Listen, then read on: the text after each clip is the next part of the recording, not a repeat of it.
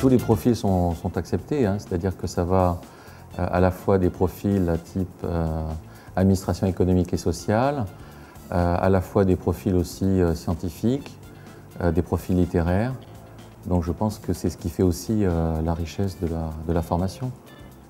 On est rapidement pris par l'immensité du travail, donc voilà, il faut concilier toujours le travail en entreprise et le travail personnel, donc on n'a pas le temps de chômer. Le programme est très complet, hein. C'est un balayage complet à 360 degrés de tous les process RH.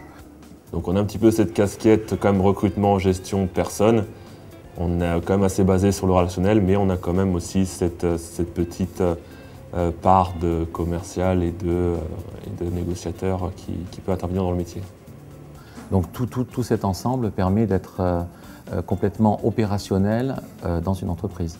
Les débouchés sont multiples. Vous avez à la fois des postes de consultants en ressources humaines, consultants en management, consultants en organisation, essentiellement consultants en recrutement, c'est quand même une partie majoritaire du métier de consulting, mais ça va aussi sur des postes de RRH, de responsables ressources humaines, d'assistants RRH, des postes aussi de chargés de la formation, hein, puisque la formation est un enjeu important en France, et aussi, bien sûr, sans oublier tout ce qui concerne l'administration du personnel, où là, vous avez des postes, par exemple, de gestionnaire paye.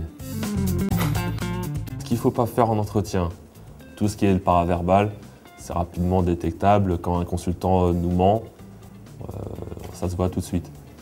Alors les CV, dans la lecture, donc, tout dépend du secteur d'activité. Il y a des CV, la structure du CV change en fonction du cœur de métier d'entreprise. Après, le cadre qu'on a tous, le CV doit faire une page, ça c'est faux.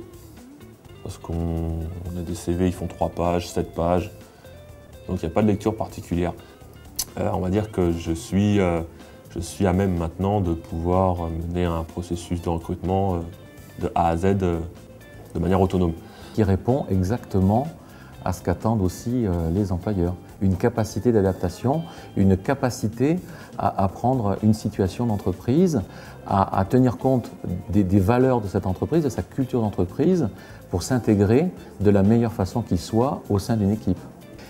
Et puis aussi un certain savoir-vivre et un savoir-être aussi, hein, qui fait que nos étudiants sont appréciés.